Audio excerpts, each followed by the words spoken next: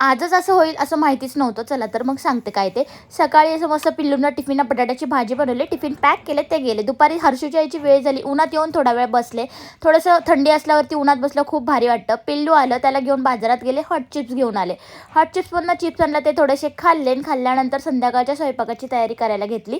स्वयंपाकमध्ये करायची होती मला काळ्या घेवड्याची भाजी, तर मसाल्याचं वाटण काहीतरी करत होते.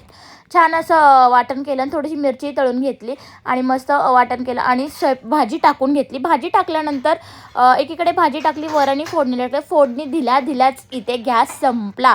आता खूप सारं टेन्शन आलं, अचानक काय करायचं आणि मी इमर्जन्सी यावेळेस काही गॅस भरलाच नव्हता.